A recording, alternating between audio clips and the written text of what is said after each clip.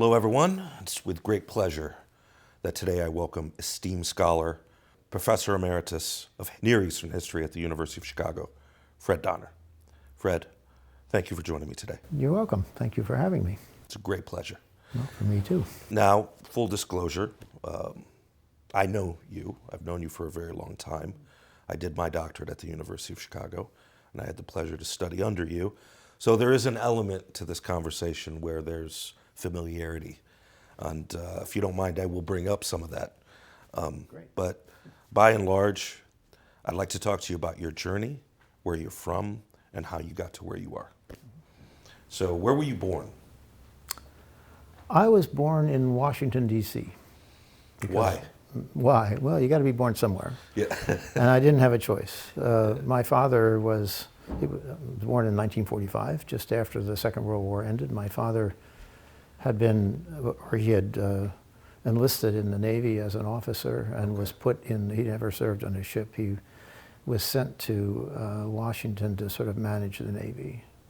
He was a manager at an insurance company, and so they needed managers to sort of deal with all the supplies and everything that had to be shipped all over the world to keep the war going properly. So he was there, stationed there for the duration of the war, and so my parents were living with my mother's family, who were from Maryland, and they were living there, and I was born in Washington. Where's your father originally from? He was born in New Jersey. Okay. And that's where I grew up. After the war, my parents returned to New Jersey, and he resumed his work with the Prudential Insurance Company, which he worked for most of his life. And so I grew up in New Jersey. Yeah. And your mother? She was born in Maryland. Okay. And grew up there. Yeah. So you were born in Washington, D.C. Mm-hmm. At what age do you move to New Jersey? 6 months, I think. All right. I don't remember Washington that way. I remember years later going back with my parents every year or so to visit my mother's family, my cousins and so on. And where in New Jersey? I lived in a town called Basking Ridge, which is in sort of, New Jersey's like northern and southern. It's sort of like dead in the middle of northern New Jersey. It's about an hour or 35 miles or something due west of Manhattan. Okay, so did you have that New York City vibe to it? Not really. This was, especially in the 1940s, 50s, this was a small town. It was on a train line that ran into Newark and Hoboken, and from there you could take the ferry or the tubes into Wall Street and so on. So we had people in Basking Ridge who were stockbrokers on Wall Street or bankers. We had a lot of people who, like my father, worked in Newark at both Prudential and Mutual Benefit had home offices there. There were thousands of employees. So there were a number of employees, executives who worked in those companies who lived in Basking Ridge. And halfway into Newark was Murray Hill, New Jersey, which is where Bell Labs was located. So we also had a lot of engineers living in our town who would take the train to Murray Hill and go to work. So it was an unusual town. It was a small, originally kind of a rural settlement, but it was a bedroom community for larger towns and businesses. So we had 80% of the population was college educated, which is very unusual for a small, basically rural town. So we had very good public schools. At that time. Yeah, we had very good public schools for that reason. These educated people wanted good schools. They were willing to pay taxes to support it. So we had first-rate public schools, which was nice. And how many siblings do you have? I have two. I have an older brother and a younger sister. And what do they do? They're both retired now. My brother, his real passion has been music, plays the oboe very well, and he actually played in the Fort Wayne Symphony Orchestra for many years, but that's an orchestra that doesn't provide enough income for you to live off it. So he did various jobs when he was in Fort Wayne. His wife played in the symphony too. She played flute. He's still in Fort Wayne? Still in Fort Wayne, yes. And your sister? My sister is still in New Jersey, in the town next to where we grew up. And she worked for many years as a kind of, secretary is not the right word, an administrator for the Visiting Nurses Association. She'd worked for a while with a big pharmaceutical company in Morristown, New Jersey, nearby. And then she moved to a job that was really close to where she lived in Bernardsville, for the visiting nurses, and did that until she retired a few years ago. What took you to Princeton? What was appealing about Princeton? It's just in New Jersey? Well, no, it's deeper than that, and more superficial at the same time. Yeah. My father had graduated from Princeton, Okay. which is quite unusual. My father was born in 1910. He was the child of immigrants. His parents had come from Europe, from Alsace, around 1900, and they met in the States. They got married. My father was their only child. And so here's this immigrant family living in New Jersey, in a rural part of New Jersey, although my grandfather worked for Thomas Edison in his labs. He was a machinist. He was trained in Europe as a machinist, so he could make things out of metal. So he was working in the Edison labs, but lived on this little farmstead, you know. And so my father grew up in that environment, speaking Alsatian at home and speaking English with his friends in school and so on. And he went, I think, to West Orange High School, and he must have done pretty well because he was admitted to Princeton. He, got in. Not from a wealthy family by any means. Obviously he was a child from a family of very modest means, but he got into Princeton, and he was a very loyal Princetonian, must I say. Mm-hmm. I grew up hearing the Princeton football games on the radio in the fall and stuff like that. And he went to reunions faithfully every 5 years. He would go to the reunion, and we went a few times with him and saw the campus. And we'd go to games sometimes and see the campus. So we knew all about it. Then my older brother, went to Princeton. At that point, he was 4 years older than I am. I remember going to his high school graduation. He'd done very well and was admitted to Princeton with a scholarship. I, on the other hand, had been screwing off a lot in school. I had given terrible grades in middle school, But I thought, I think I want to go to college. But if I want to go to college, I better start working on so starting freshman year in high school, it happened at just the right time. It wasn't. Mm-hmm. I started applying myself, and lo and behold, I got pretty good grades. So I ended up going to Princeton, which, in retrospect, you could say, well, I was just in a rut, kind of, and didn't really have the, originality or something to look elsewhere. But I'm really glad I went there because, I started college thinking I was going to do chemistry. I took a lot of chemistry, physics, and math courses my first couple of years. And my interests changed, partly because I wasn't enjoying it, and I got interested in these other things that had to do with the humanities and history and language and so on. And if I'd been in many other places, it would have been very difficult for me to go in and end up in Middle Eastern studies in some way. But at Princeton, it was possible because they have a program that covers basically all the bases. You can do anything you want. World class. I graduated with 68. I came in the class of 67. And in the course of my studies, I got onto a program to study Arabic in Lebanon intensively for a year between my junior and senior year. So I took a year out to do that and came back for my senior year. So I ended up graduating in 1968, just in time to be drafted. Okay, before we get to that, however anecdotally, it's nonetheless the case that at the University of Chicago, there's a preponderance of Princeton scholars. Mm-hmm. Why in our is field. In our field, correct, right. What was Princeton like in those days when it came to Middle Eastern studies, Near Eastern studies, Oriental studies, what we may call it at the time? Who were you rubbing shoulders with? Who do you recall as some of your teachers that have informed the field to this day through your scholarship and then some of your colleagues? Well, that opens up a whole lot of interesting issues, actually. Princeton was, in a way, the mothership for Middle Eastern studies in the United States. It wasn't the first place that did it. There was a famous scholar, Duncan Black MacDonald, who taught at the Hartford Seminary Foundation already in the 1920s or something. And there was someone, Salisbury at Yale back in the 19th century. But Princeton really became important when they brought Philip Hitti from Lebanon to teach Middle Eastern Arab history in particular. And Hitti was a very interesting man. He was himself, of course, a student, a child of the Ottoman Empire, born in, I've forgotten what, 1888 or something, in Ottoman Lebanon. And he'd come to, he went to AUB, or Syrian Protestant College as it was known then. And then he went to Columbia to do a doctorate. And he wanted to do history of the Arab world and the Middle East. That was hard to do in those days. He went to Columbia and studied with a man named Gottheil, who was a very well-trained Semitist.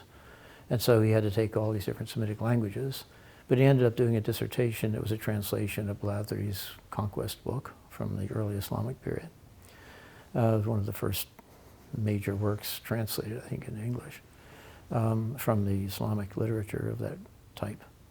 And then he went back to AUB and taught for a number of years there. And then Princeton hired him and brought him to Princeton to sort of establish Arab and Middle Eastern studies at Princeton. And what was really interesting was that he, although he had this, we might say, rather restricted background, you know, an Arab, Lebanese, if you say, consider that Arab, from the Ottoman Empire, but partly because it was the Ottoman Empire, he had this vision. He said, you know, we have to teach Arabic, of course, so they hired people to teach Arabic, but he also pushed, he said, we need to teach Persian and Turkish. And he saw this, you know, we need to have the three major Islamic languages, not just Arabic. Well, this was way ahead of his time because of the other places, like, as I said, Duncan Black MacDonald at Harvard, he did Arabic things, but didn't do anything with Persian and Turkish. And generally, the people who did Islam in any way were Arabists. But Hitti had a broader vision of things. No, that was not his own personal background or training. He somehow saw that this was really necessary, and I think that was really important. So they hired then some people who taught Ottoman history and Persian language and literature and history and so on. So Princeton became the kind of incubator from which graduates then went off and kind of colonized colleges and universities all over the country in Middle Eastern studies. I mean, his graduates really were the first generation of people who went abroad in the US and established Middle Eastern studies in different places. You name almost any place, and there's a Princeton grad back there in the earliest days of that. So, you know, Hitti's contribution was important, and that tradition, of course, continued at Princeton. They had this sense that they had a real mission, you know, to sort of spread the word about the importance of Middle Eastern and Islamic studies. Something that just occurred to me. First, that's remarkable. I didn't know that. I mean, it's so, it's essentially canonical now that you have the three major Near Eastern languages. I mean, no department of Near Eastern Studies worth its respect would not be teaching Turkish and Persian. One Yeah. has to have it, yeah. So that's quite remarkable. When you have this legacy of Arab Christians who contributed so much to the scholarship, maybe you don't recall this, or maybe there was nothing there at all, but did it allow a bridge potentially between you as a Western man, whatever that means, with a presumably Christian background, again, whatever that means?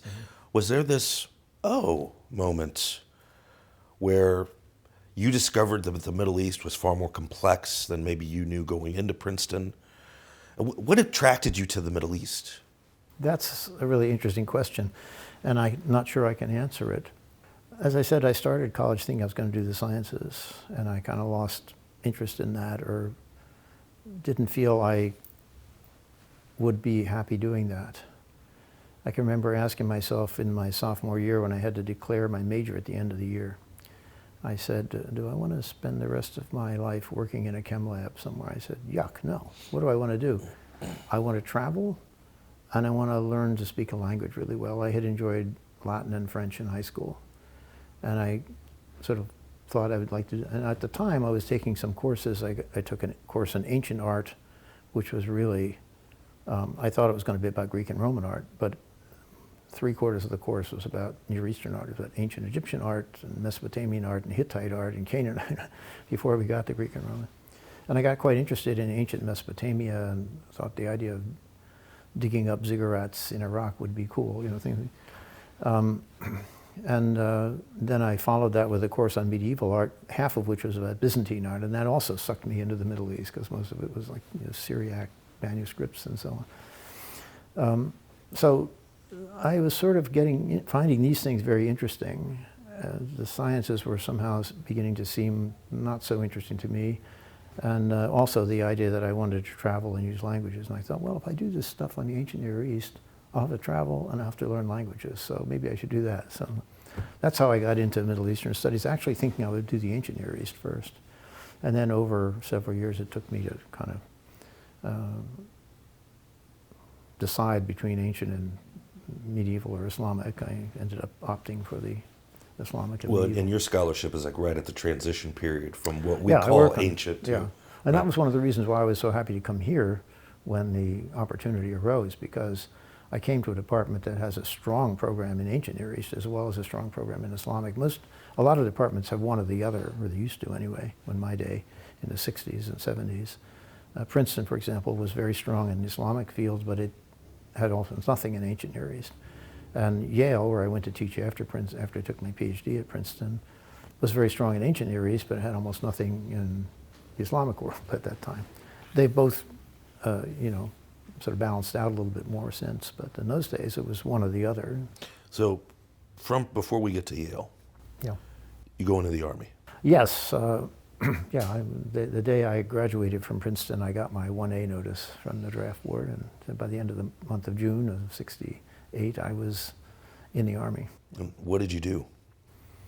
Well, I did basic training and all that, and then they levied me into the Army Security Agency, originally thinking, well, because I had Arabic, which Right. hardly anybody had at the time. But I can remember the day I was on the rifle range. I called off the rifle range and called to the office of the officer who ran the Army Security Agency detachment at Fort Dix, where I was training, basic training. And he said, well, it turns out we just graduated a big class of Arabic linguists from Monterey, from DLI, Defense Language Institute in Monterey. So we got more Arabic linguists than we know what to do with. And I thought, uh-oh.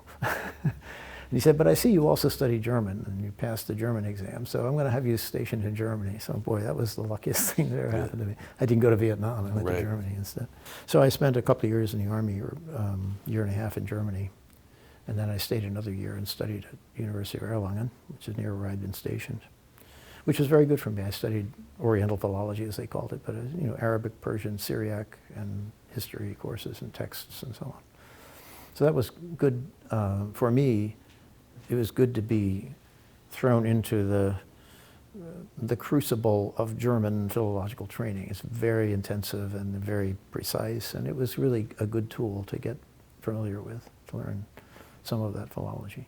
But it was also good in the sense that I realized that as much as I enjoyed thinking about these linguistic issues and the philological issues, I could easily have embarked on a philological dissertation, which is what almost everybody did there. I realized this philology is really fascinating and it's a great tool, but I don't want to be a philologist. I want to be a historian. I was really interested in historical questions. And philological analysis can sometimes provide historical clues, but it isn't the same thing. You really need to sort of think in historical terms. So I then returned to Princeton for my PhD because they had several very good historians of the Islamic world there, Roy Mutaheda especially, and Avram Yudovich, who worked on law and history, and others, Karl Brown for the modern period, and Norman Itzkowitz, who did Ottoman history, and Martin Dixon, who did sort of middle periods history, was John Woods' mentor. And I worked closely also with John Marks, who was a historian of the sort of ancient and late antique Near East. So my interest kind of spanned the late antique into the early Islamic period. I was always sort of a little suspicious of this sharp demarcation between pre-Islamic and Islamic. Seemed to me there had to be more continuity than that model somehow provided. So I tried to work on both sides of the divide a little bit. Yeah. And for the purposes of the viewer, which they may find rather exceptional, ancient Middle Eastern history is before the year 600. So after the year 600, which to most people is still very ancient, we tend to call it post-ancient or even modern Middle Eastern history, right? So to the average person, like, what do you mean modern? But as you pointed out, there is this break. There was. The way we talk about Middle Eastern history, there was a fundamental break pre-Islam, post-Islam. Well, in our department, for Right. example, which does ancient Near East and Islamic and Middle East, but we always talked about the ancient section and the modern section, meaning everything from the rise of Islam to the present. Yeah. When I talk about modern Middle East, I don't mean like the Umayyads. I mean, 19th, 20th century. Correct, right. 21st. Right. So this, around the 1970s, you're at Princeton finishing your doctorate. 75 I finished, yeah. Okay. What was the milieu like at the time? What was the zeitgeist of the time?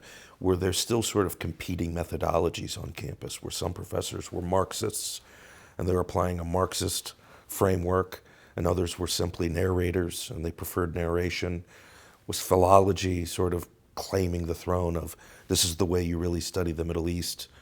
That's sort of the Goldziher type of approach. What were some of the predominant paradigms? And what were some that you subscribed to or wrestled with? Or one of the things that, in retrospect, I can see was that we weren't, at least at Princeton, we weren't really trained in methodology, sort of conceptual methodology for a discipline very much. We were expected to get strong philological training and be good in whatever our primary language was, whether it was Arabic, Persian, Turkish, or something else, or some combination of them. You couldn't do any work without it because the idea was you had to access primary sources in these languages and you had to really be able to do it. But there was, I guess, some sort of loose discussion of different approaches, but there was no course to introduce you to. Actually, when I got to Yale in the history department, I was in a Near East department at Princeton.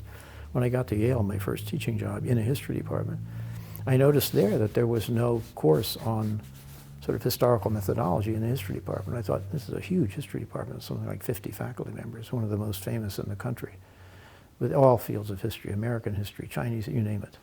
And I asked some of my senior colleagues, isn't there a course on historical methodology? Like majors have to take a course? And they said, oh, we used to have a course like that, but everybody hated teaching it, so we just stopped giving it.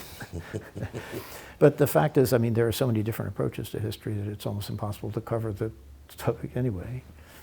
There were no avowed Marxists, I think, at Princeton in history, at least in Middle Eastern history at the time. There was, though, an interest at the time, largely because of my advisor at the time was Roy Mutaheda, who picked up the fascination with social history that hit the United States in the 1970s and late 60s. It started in Europe, in Paris, France, Annales School in the 30s already, but it sort of came across the Atlantic, I think, after the Second World War. So there were some American historians around who were doing interesting work on social history, not just political history and military history, but social history, looking at lower classes, looking at social movements and things like this. Whether it was for the French Revolution or for the American Revolution, they were starting to think in these terms. And this is something that hardly anybody had done for the Middle East. Claude Gann in Paris about the only one who really worked on that kind of topic. Well, so we got sort of infected with this bug and got interested in it. And that affected my work. I got interested in the issue of social history for the Near East. I can remember reading a book by Eliyahu Ashtor called A Social and Economic History of the Near East in the Middle Ages. I thought, oh, perfect, it'll give me, So it was a perfectly good book. It had chapters on all kinds of different things. But I realized the chapters were all about phenomena of social history, like land tenure and different things, that were also phenomena of European social history. But I thought to myself, there are parameters of social history for the Near East that aren't found in Europe, and they're not treated in this book. right. Like, in particular, pastoral nomads, which was one that became very important for me. I picked up on that. I thought, this is something we really need to look at. I was convinced that pastoral nomads, because they have an enduring presence in the region and they interact with settled communities, every year, repeatedly again and again and again, and there's all kinds of social and economic connections between them, but people really weren't looking at this very closely. So I decided I should work on something related to that, and that's how I ended up doing my dissertation on the early Islamic conquests, because I thought this was somehow connected to the question of tribal groups, which was many of them pastoral nomadic groups. I, had to look at those assumptions a lot more closely in my dissertation than I did. And so it isn't really about nomadism. I wrote some things about nomadism and its impact on the Near East a little later. It wasn't in the dissertation, though. But that's how it started. It was this ferment over social history that really kind of set me off in this way. Well, it's still a highly methodological approach. Well, right? I guess it's methodological. It's really kind of thematic. It's you have certain thematic issues that you want to examine, and what method you use to do it is, another question. But also the way you look at it. Actually, you're raising a lot of questions for me just talking about this. So you go to Yale, you go to the history department, and they teach all kinds of history. There has been somewhat of a bias throughout major institutions in American history, or in the West generally, where history, when you use the word history, basically means sort of like Western European history. And then we have these area studies that emerge where those histories are taught. So it's somewhat of a welcome surprise to know that Yale, and maybe I'm just misunderstanding the past. No, you're not. Yale was quite unusual. And it goes back to the work of one important scholar, as Princeton's role in Middle Eastern studies goes back to Philip Hitti, and he sort of started this whole thing off, and most of what we do is kind of his legacy. We have to see it that way. At Yale, it's traceable back to somebody whom I knew. He was at the end of his career when I was starting mine there, and that was Robert Lopez, Roberto Sabatino Lopez, who was an Italian from a Spanish family, obviously, given the name, but he'd grown up in Genoa, I think, and found his way to the United States to do a PhD before the Second World War, and ended up staying in the United States and worked on medieval history. And he was brought to Yale ultimately to teach medieval European history at Yale, and became chair of the department at some point. And he had a broad vision of history. He felt we needed somebody who can teach Chinese history. We need somebody who can teach African history. We need somebody to teach Latin American history, not just American and English history. He wanted everything. So we had people that did Eastern Europe, and we had people who did Russian history, of course. We had in that 50-some, that stable of 50-some fine historians, we had people who worked on all different areas of the world. I was the guy for Middle Eastern history. They only had a junior position for Middle Eastern history. They didn't have an endowed line for a full professor, but they had me anyway, and before me there'd been somebody, and after me there was somebody. And for Chinese history, they had a senior endowed position or two maybe, and then they had a junior position. And so they really did have, Lopez had tried to establish a history department that really had a global vision. What brought you to the University of Chicago? A job offer. Yale? Okay. A job offer. A tenure track offer. My position at Yale, as I said, was a junior position. Right. And the idea was you were an assistant professor. It was a 5-year term position. They made that clear at the beginning. It wasn't a tenure track position. And, I would apply for other jobs. So I started applying for other jobs, and the job here opened up. It's a longer story than this, but, the short of it is I applied for the job here and I got it. So I came. And it was great to come here because it was a Near East department, but I was pretty confident in myself as a historian by that time, having hung out with all these heavyweight historians, people like Robert Lopez in medieval history, or Jonathan Spence in Chinese history, or C. Van Woodward in the history of the American South. These are some of the most famous names. Or John Blum for the Depression and Second World War U.S. These are like really heavyweight names in history. So I was very confident as a historian after 6 or 7 years with these people as my colleagues. I realized, yes, I'm a historian. We talk the same language. So it was fun to come to this department with a strong cadre of people who did ancient Near East, which I still had a kind of interest in, and a strong group of colleagues who did Islamic and modern. It meant that at Yale, I, as the one person in the history department who did the Middle East, if there was a student who was interested in, say, the Ottoman Empire, or the Qajars, or modern Lebanon, Lebanese Civil War was going on. There were a lot of people interested in that. they all came to me because I was the Yeah. Middle East guy. And I was really a medievalist, but Yeah. I had to learn a lot in a hurry to Yeah. sort of guide these students. So it was nice to come here because I could focus more again on the stuff I was really trained in and wanted to work on. Although I must say, it was very good for me to have to teach a lot about the modern Middle East and to learn about it was, and I even taught it here one year when nobody else was available to teach it. I taught the survey of the modern Middle East, and it was nice to get back to it. So let's get to the way that the University of Chicago teaches about the Middle East. I think Chicago is somewhat distinguished in that I rarely hear other schools get referred to as often as, for example, the Chicago School of Economics, the Chicago School of the, and again, maybe I'm biased because I went to the University of Chicago, but I always hear the Chicago, I don't hear that with Harvard, I don't hear it with Stanford, and maybe again I'm wrong, maybe I'm biased, maybe my hearing is selective, but Chicago takes a lot of pride in having a distinct approach to certain subjects. Economics, it's world famous. Certainly economics, right? yeah. But there has been always an articulation that I heard, probably revolving around Hodgson, Definitely. that there was a Chicago approach to studying the Middle East or talking about the Middle East. Could you elaborate on that? Well, maybe. I mean, I'm not sure I agree with that assessment. Fair enough. But, I mean, it's certainly the case that the Hodgson experience, you know, the venture of Islam by Marshall Hodgson has shaped a lot of the way things have been done here. But remember that there were a lot of us Princetonians here, too. I mean, John Woods and me and Cornell Fleischer Right. and Orit Bashkin, Sure. another Princetonian. I mean, and now my successor, Cecilia Palumbo, is also a Princeton graduate. You know, so again, Princeton's imprint has been very powerful.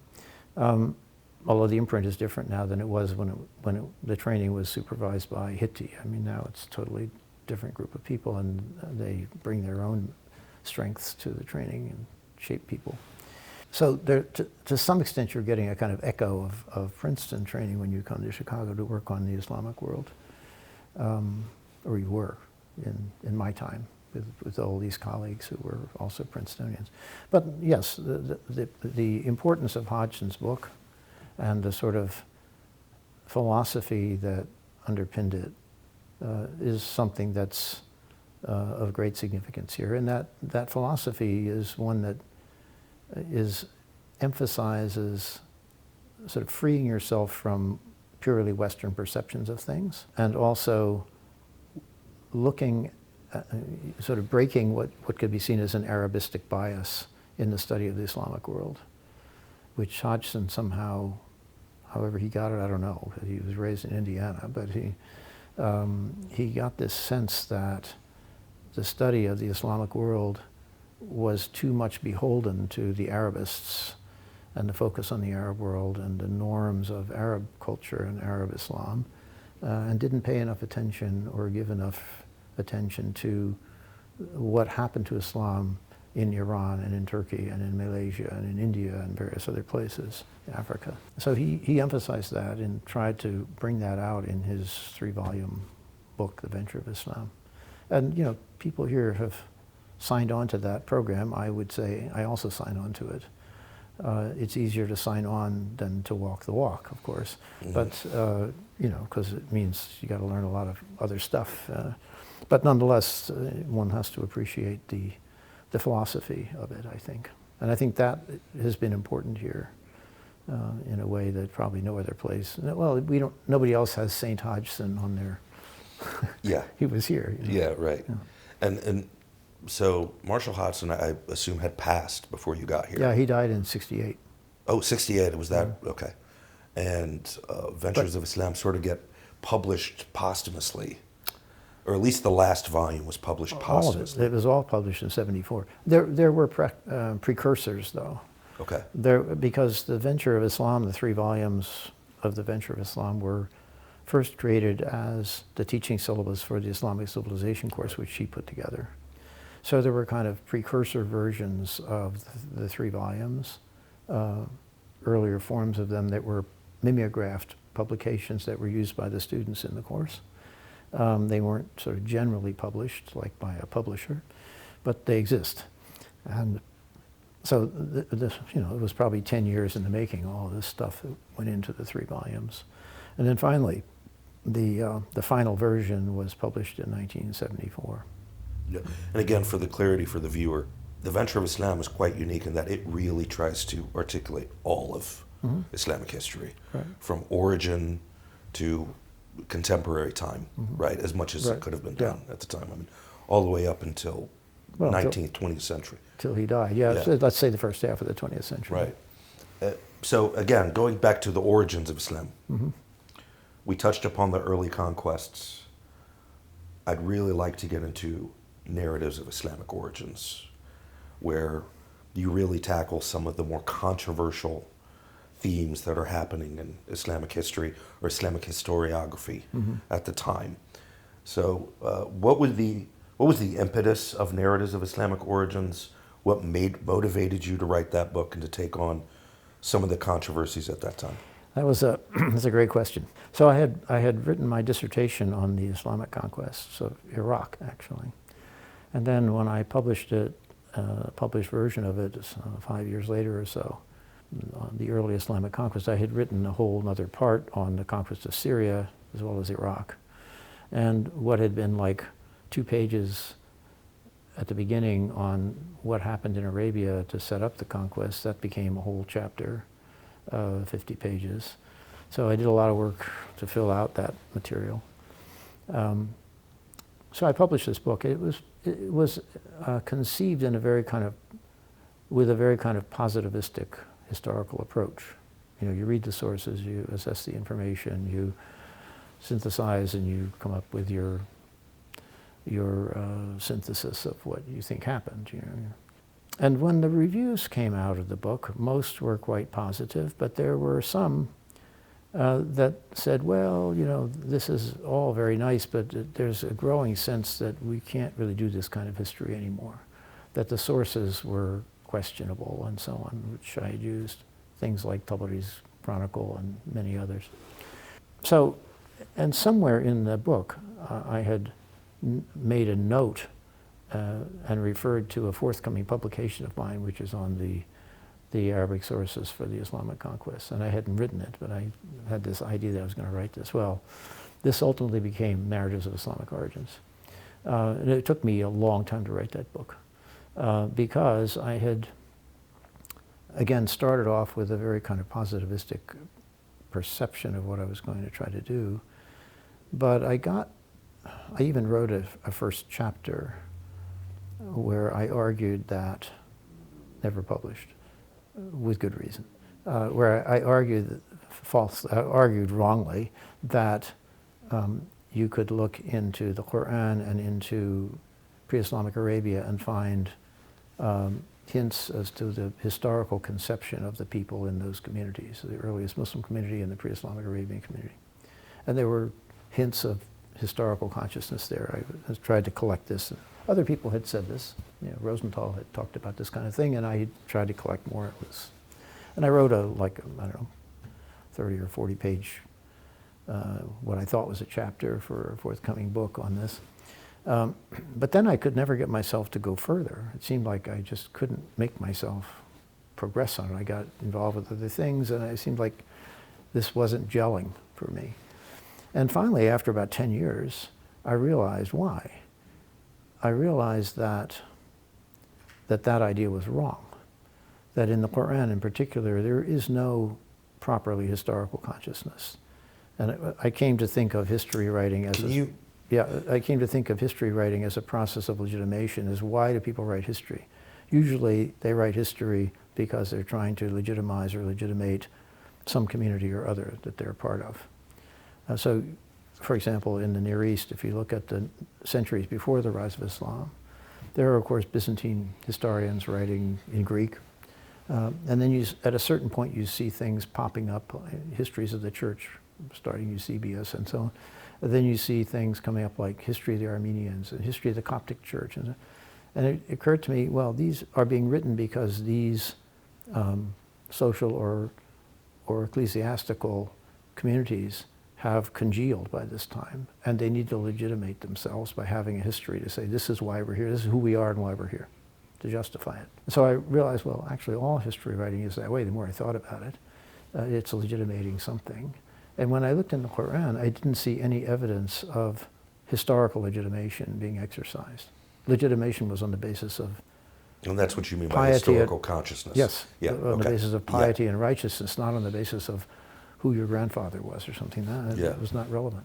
So then I realized, oh, well, so I could throw that chapter out, but it meant I could start on a sound basis and sort of looking at how a historical consciousness came into the Muslim community when they first began to develop it. Well, of course, it's pretty hard to know that because we don't have like videos of what people were thinking.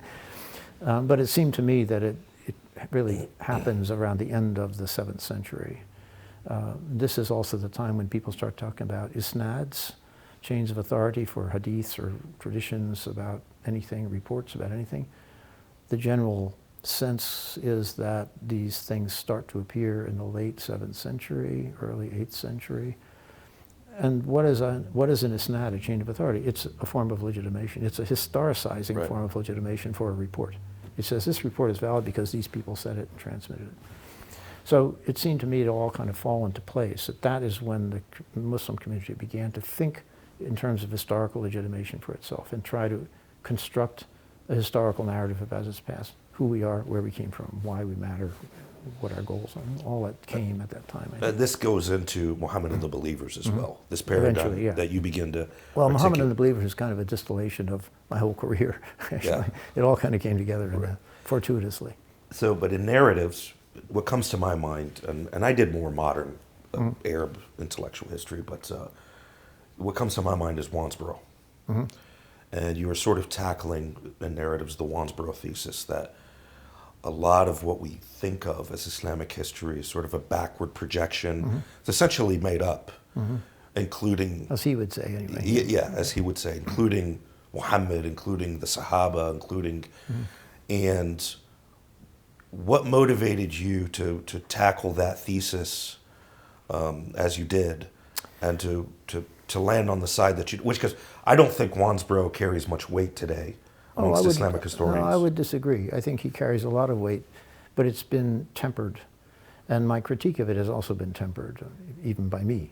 I think one of the things that made me tackle that question, the challenge posed by Wansbrough and the really skeptical scholars of the late 70s, 80s, was the fact that my own earlier work was so based on these sources. I didn't want to just throw them out and say, oh, I was wrong completely, I forget my book. I couldn't believe that was true.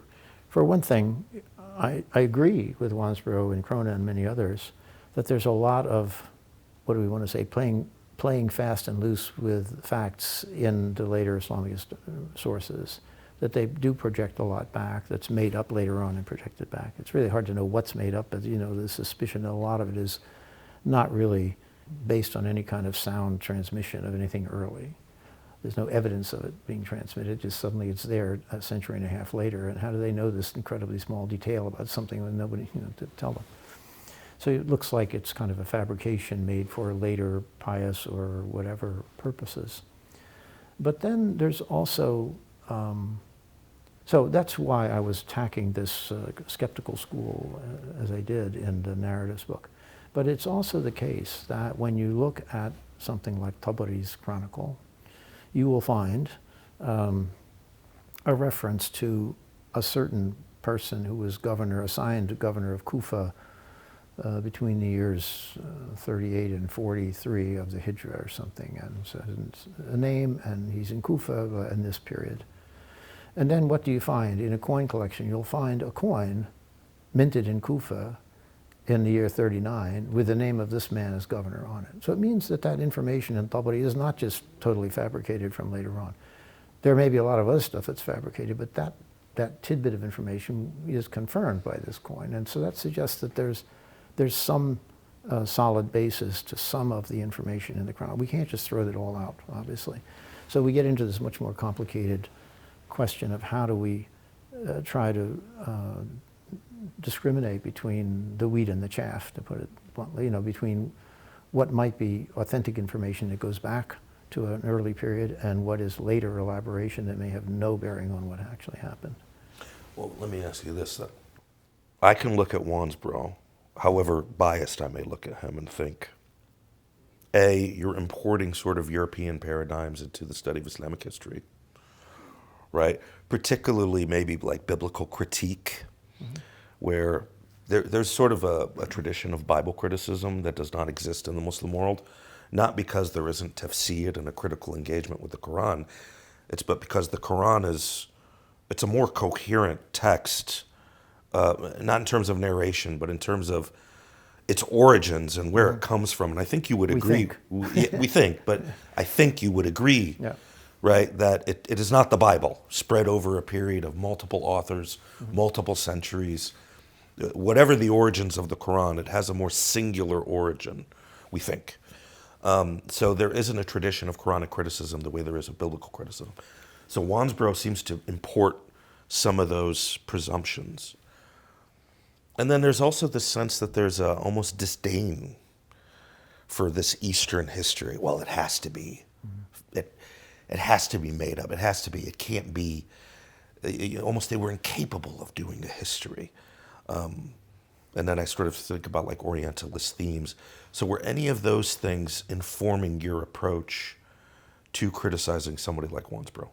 And what do you think about Edward Said and Orientalism? Perhaps. I mean, I think, Said's book was fundamentally important, but it also has fundamental flaws. But it made a very important case, which you touched on partly, this sort of dismissive attitude towards the East generally, and certainly the Islamic world. And there's a kind of, and a degree to which there was a kind of overlap between policymakers and people who were scholars that was kind of unsavory at times, people pretending that there was no such overlap, but he put his finger on it in a way that was sort of made it hard for people to dodge the charge, although they tried. But my own sense was that his critique was not so much, it didn't affect a lot of the work of people that I was sort of inspired by or worked with. I mean, at the end of Said's Orientalism, he makes a comment. He says, well, we've shown that Orientalism is a kind of flawed paradigm, but he said, I'm not meaning here to impugn the excellent scholarship of various historians and others who've worked on it. So this kind of lets everybody off the hook, it's a little bit strange. If you want to say, like, Franz Rosenthal would get good grades, I think, in his book, but he was definitely an Orientalist by any meaning of the word that we would accept. Really, he was kind of critiquing scholars who then took serious political positions and used their reputations as well-known scholars to try and advance a political agenda. In particular, his bête noire, of course, was Bernard Lewis. And I think in Lewis's case, you can make that point. At the same time, Lewis was himself a really excellent historian. Yeah. And, anybody who wants to dismiss, just read The Emergence of Modern Turkey. It's a brilliant book. It's incredibly well researched, and it's very empathetic to its subject, which is or the Jews of the Islam. Ottoman reformers. It's a really amazing book, and it doesn't seem like it's Orientalist to me at all. Yeah. So that was obviously in the background as I was writing narratives. And Wansbrough's critique and Krona and Cook's critique of the traditional sources and other people's critiques of the traditional sources were around. I was trying to grapple with and come to terms with all that. I think the thing is that, as is often the case, the truth is somewhere in between the traditional paradigm and what the call them, the radical revisionists were arguing. I don't think Wansbrough was right that the Quran didn't coalesce as a canon of texts for, say, 3 centuries. He was implying that. But it might have been a century. Maybe by the early 8th century we have early Quran manuscripts from the early 8th century, very late 7th, early 8th century, when we have pretty much the Quran we know today. But even then, there are still minor adjustments being made in terms of refining the way the text is written, because the Arabic script was so when it first was written, if it was written under Uthman, as the tradition says, what was written down was just the rasm, just the skeleton of consonants. You could read that in 100 different ways, probably. And people did, I think.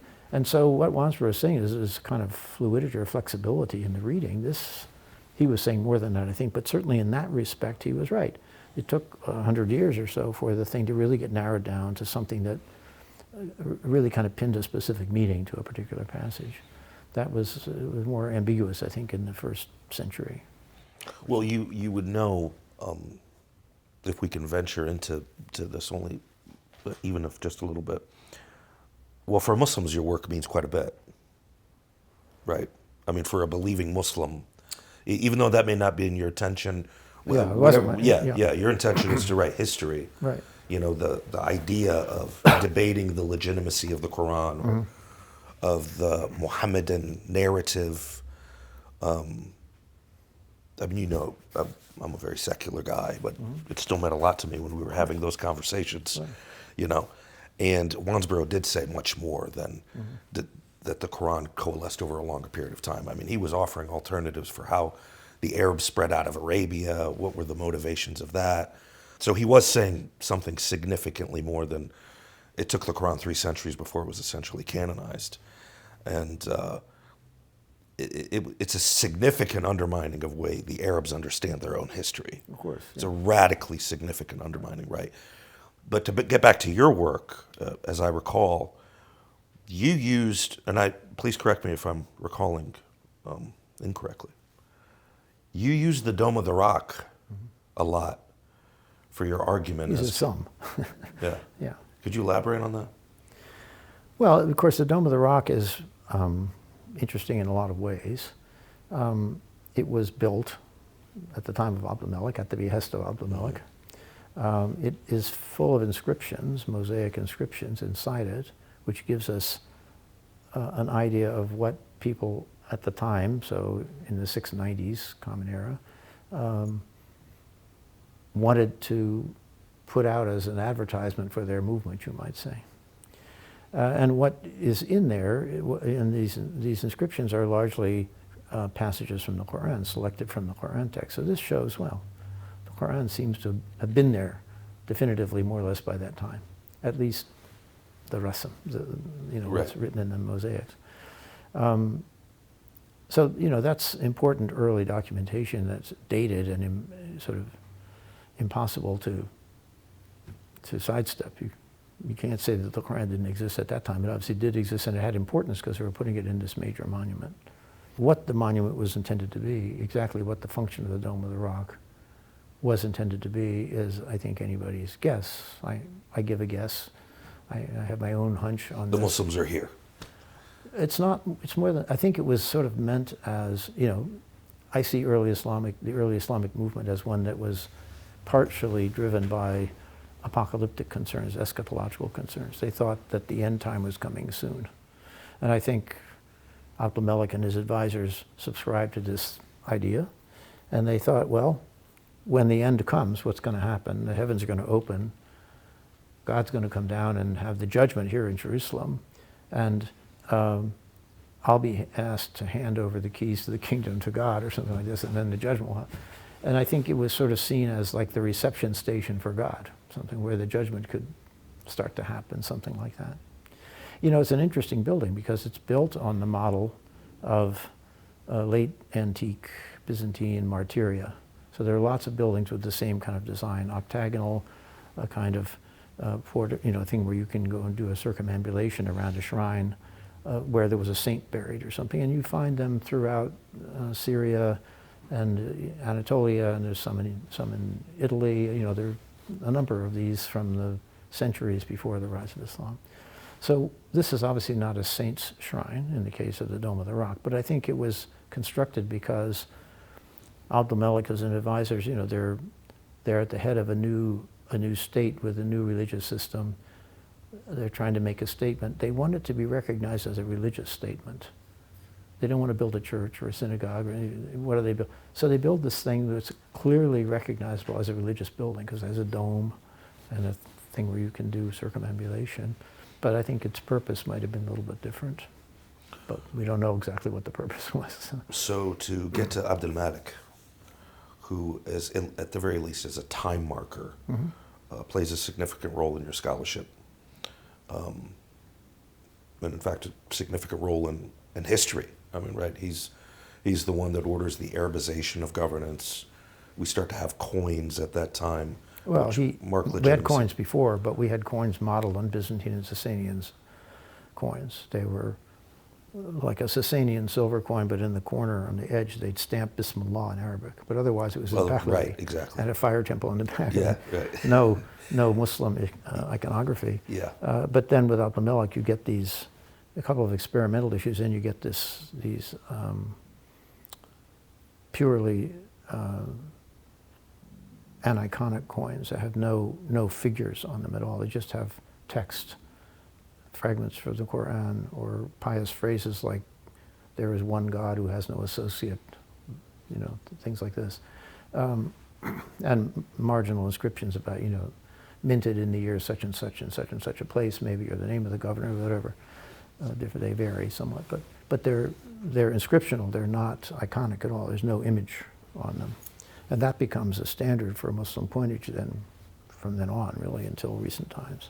Well, and that brings us to Muhammad and the Believers. Right. Okay. Because I don't want to just address the scholarly argument of Muhammad and the Believers. I would like to address the time that you published it. What was the discourse at the time, right? So I'm talking about the political context of 2010. You published Muhammad and the Believers. Yeah, but I've been working on it for 10 years at least. Oh, sure. Fair enough. It should have published right? it in 2005, probably. Right. Fair enough. But I mean, when I think of Patricia Crone's criticism, it was highly charged by the politics of the time, in my opinion. So first, laying out the scholarly argument, the historical argument you were making, and Muhammad and the Believers. Would you care to elaborate upon that a little bit? Well, my argument there goes back to an article I wrote in the 1990s. It wasn't published until, maybe it was the 1980s, actually. It wasn't published until 2001 or 2, in which I argued that if you look in the Quran, you notice, first of all, that the community that the Quran is being addressed to, they're not called Muslims. They're called believers. Ya ayyuhalladhina amanu. O you who believe. And this comes up like 1,000 times in the Quran. This is clearly the audience that the Quran is directed to. So they thought of themselves as believers. And when I realized that, I thought, well, actually, this fits pretty well with the name of the early rulers, who were called Amir al-Mu'mineen, commander of the believers. And there's some other evidence, too, that suggests that, yes, in fact, this community thought of itself as a community of believers. And then when you look a little further in the Quran, you find that there are some passages that talk about the Ahl al-Kitab, the peoples of the book, which usually is taken to mean Christians and Jews. And there are a couple of passages where it says, among the Ahl al-Kitab, the peoples of the book, there are some who believe, and they will have nothing to fear in the last day, basically. God's going to send them to heaven, in other words. So this means, oh, you mean there are Christians and Jews who are part of this believers community as well. It isn't just the people we call Muslims. So apparently, it seemed to me, Muhammad was starting a community of dedicated monotheists who believed in living righteously in preparation for the dawning last judgment that was going to come sometime soon, they thought. You know, if you were a Christian or a Jew, you believed in one God, and you believed in the last judgment, so you could be part of this community of believers. So my sense was that at the beginning, the movement had people who had been pagans but who had become monotheists and followed the Prophet's teachings, and also Christians and Jews who were also believers in one God and the last day. And that this identity as a community of believers lasted until around the time of al-Malik, the end of the 7th century, when it was focused down to kind of exclude the Christians and Jews. And that's when they took the word Muslim and kind of elevated it to be the main term of identity for them, to sort of exclude the Christians and the Jews. So early Islam is an ecumenical movement of monotheists. Yeah, the believers movement, I like to call it. It's a believers movement against paganism. And there's a lot of back projection. We talked about back projection earlier in the historical tradition. Most of the historical tradition, of course, is from the 8th century and the 9th century and later.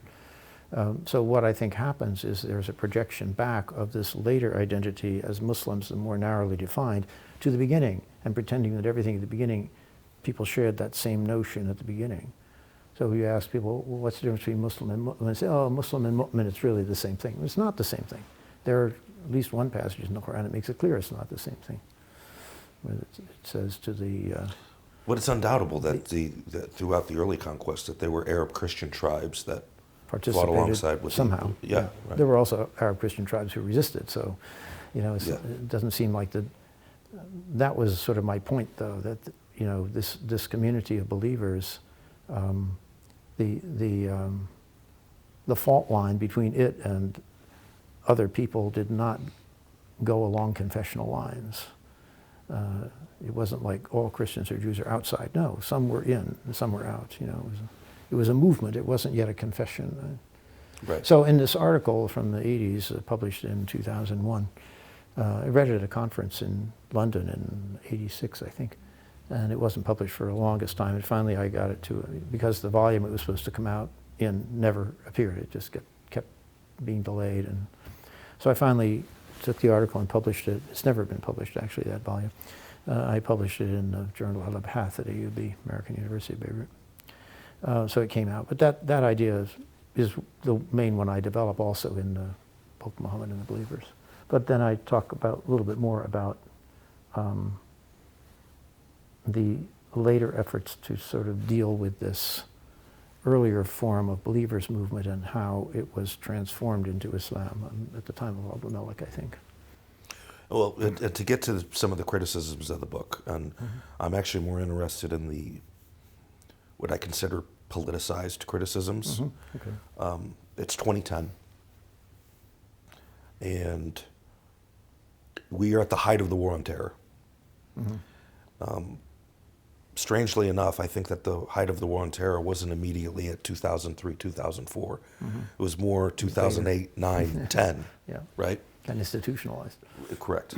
And Patricia Crone writes, I believe it was in the New York Times, a book review, and was somewhat critical. And she says, oh, Fred Donner's trying to make early Islam look liberal and tolerant. The ecumenical that liberals like, the ecumenical form of Islam. Yeah. That was the farthest thing from my mind when I wrote the book, or when I had the idea earlier. Right. But, well, she can say what she wants. She's a brilliant scholar.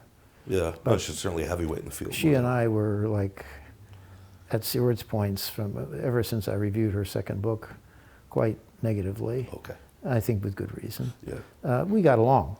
Ultimately, we came to, I think, respect each other's work. But she doesn't cite me when she writes things. Even when I've written about it, she doesn't quote me. It's like I'm not on her good list. Yeah. Well, that's unfortunate. But that's just a characteristic of Patricia, I think. Yeah. Yeah. Well, it was what struck me. I mean, I was in grad school here at that time in 2010, and knew your scholarship and knew what you were all about, and you never waded into those kind of waters where you were writing something for a particular audience or to achieve a particular effect. I mean, it was always stringent historiography. I mean, it just seems to me... It was somewhat of a personal... A claim like that is kind of a cheap shot. Yeah, exactly. It's not really attacking the scholarship. Yeah, right. And then it's just saying she doesn't like the results. And that's ironic, because Patricia was herself not like a culture warrior. She was also a consummate scholar, did unbelievable scholarly work on many different subjects. And so...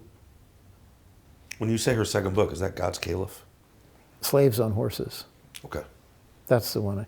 I gave quite a positive review to God's Caliph. I like that book. I mean, I think there were flaws in it, but nothing really. I really thought it was, well done and interesting and so on.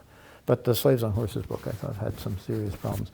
The central chapters, which I liked, had been her dissertation at SOAS under Bernard Lewis's direction. They were very sober and straightforward. But then she packages it in this introduction, especially, and concluding chapter. She tries to frame it in a way which is just, historically unacceptable.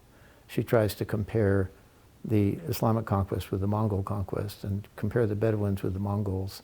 And then she goes farther and farther. She said, well, the Bedouins are like this and the Mongols are like this, and this pretty soon you're talking about American Indians and the Vietnamese and all kinds. You know, she keeps making parallels farther. You can't do history this way. Yeah. It's not a legitimate approach to history.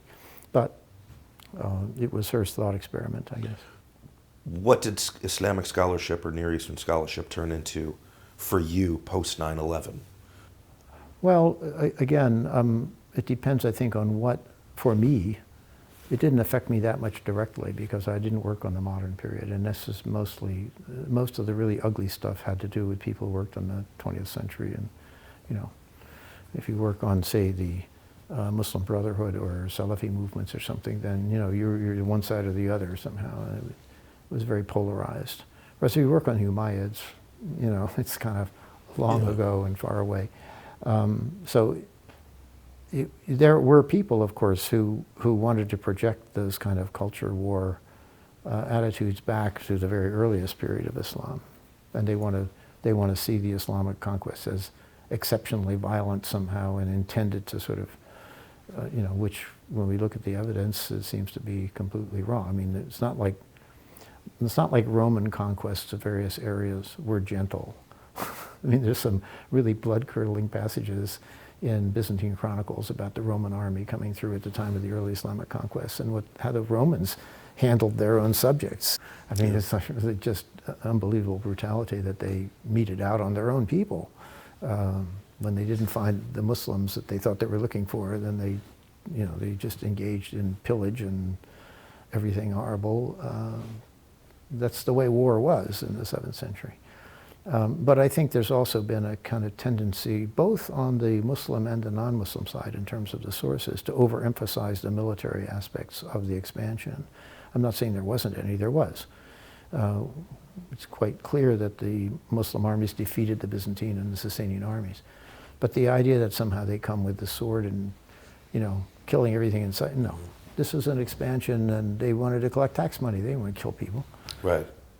Do you remain apprised of Islamic scholarship and Middle Eastern scholarship today? Do you read the younger scholars? I read some.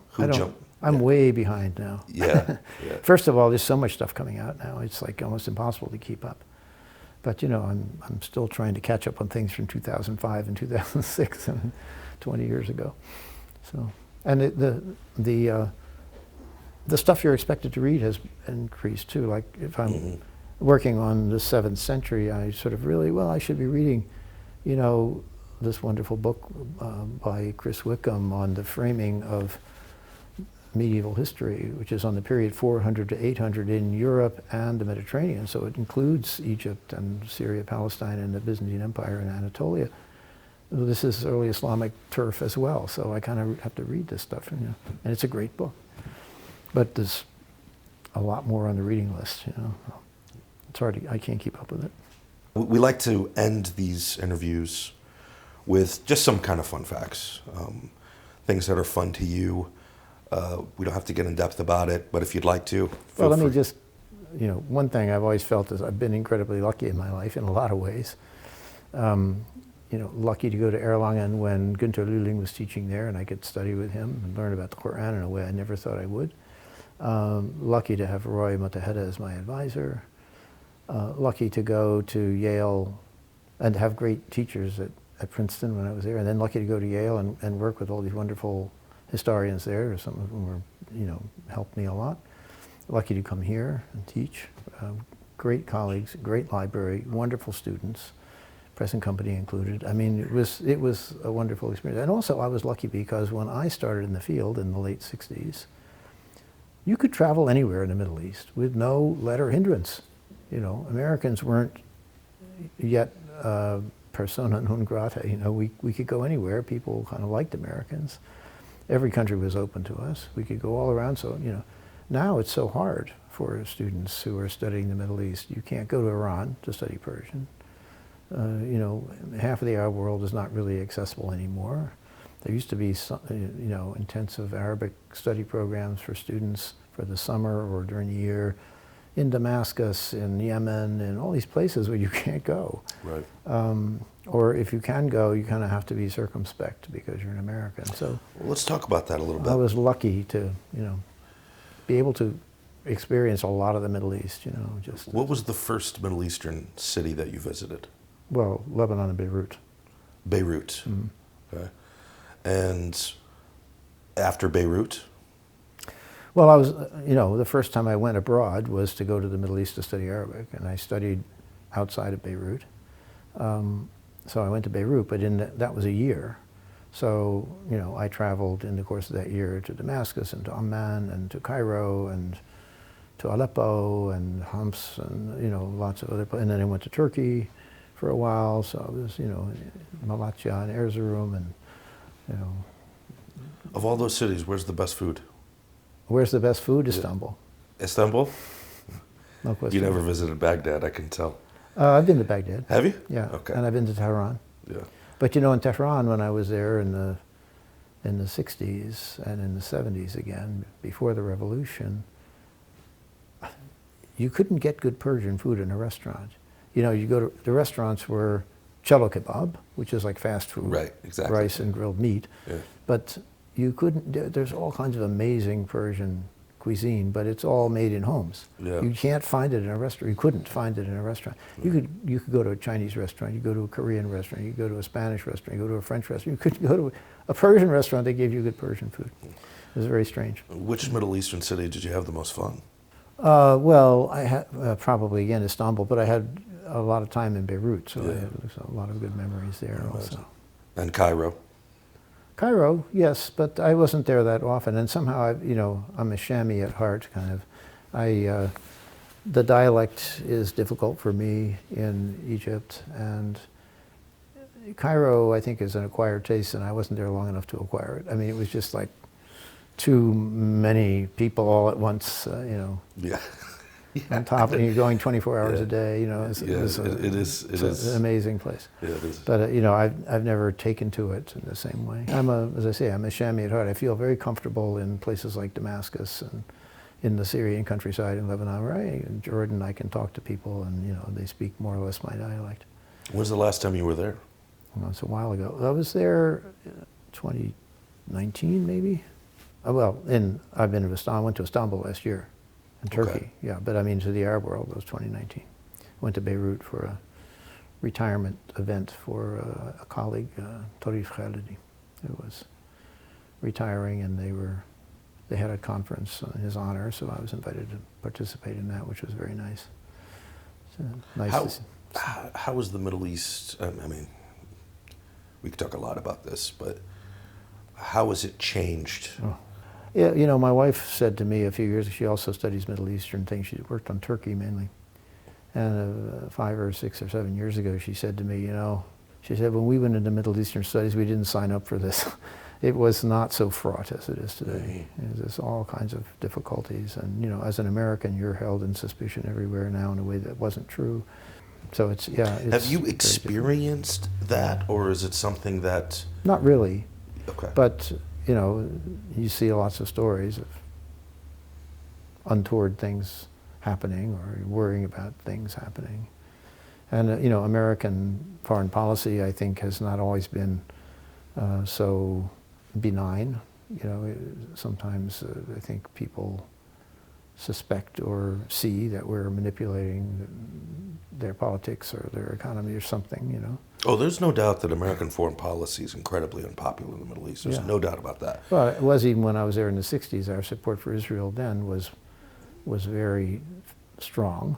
And I can remember having, sort of intense conversations when I was 22 or 21, with people in Syria, when I'd stay in a hotel somewhere, and the people, they were always amazed. There was this blonde person who speaks Arabic, and then we'd talk. And we'd get into it about, Israel and the Palestine question and so on. And then we'd talk for half an hour, and they'd say, that doesn't matter. That's just between the governments. The people, we get along fine. And today, I'm not so sure there's always that kind of willingness to be so open with people, things have gotten more polarized there as they have here. It's always been my experience, though, that people in that part of the world do make a sharp distinction between the governments and their people. Yeah. And I think today, with social media, current conflagration included with what's going on in Gaza, that social media makes it abundantly clear that the American people do not necessarily align Right. with government policy. Speaking of social media, what do you think it's done to people's ability to study, pursue scholarship, listen in the classroom? I mean, some of my experiences there, towards the end of my teaching career at least, was these people don't read anymore. Yeah, that's a problem. Yeah. Where they can only read, what is it, 40 characters at a time, Yeah. whatever Yeah. Twitter or X allows them that. Yeah, that's a big issue. There's the loss of the capacity to read, and the loss of the capacity to read something and distill it into notes. People want to take just quotes and piece them together for a paper instead of writing their own prose. You know, this is a problem. And of course, ChatGPT and will make it even harder because you don't even have to write anymore. So it's like, it's kind of like, it sort of seems like a kind of collective suicide we're committing here, you know, in cultural terms or maybe in all terms, or like lemmings going off the cliff, you know. Yeah. I'm not sure it's going to end well with all this stuff. We're making it too easy. But Sadly, I couldn't agree with you more. there are some ways in which the web and so on has been a boon, though. I mean, when I used to read a classical Arabic text, it was laborious. You'd have this text and you'd struggle, what is this word? You'd get Lane out, it's 8 volumes, and you'd get a volume out and you'd have it open, and you get another volume out, and then you get Kazimierski's dictionary. You're trying to figure out what this word means, you'd have 10 dictionaries open, you'd have a huge space to do it. Now you're on your computer, you just call up Edgetal and you can look up, they're all right there, they line up all the pages, it's so easy. Students have no excuse not to have looked up a word now. I mean, it's so much easier than it used to be. You knew your stuff. That was the thing. Like, when you just look up a word and you get it, you don't retain it. If you don't put in the labor. Yeah, but you have to read the entry in the dictionary. And you have to read that much. Yeah, fair The enough. lemma in the dictionary, you got to read it. Fair enough. Yeah. Are you happy in retirement? Blissfully happy. I love it. I have so many things I want to do, so I'm not missing the committee meetings and all the other stuff that one has to do. And the grading of papers, I'm not missing that. And, you know, reading papers is one thing, grading them is another. Right. If you have to read one more paper about free will and predeterminism and the Right. obey it period. Yeah, exactly. Right. Fred, I want to thank you for taking the time to join us today. It's been great. It's been great for me. My pleasure. Great to see you. You're welcome. Thank you.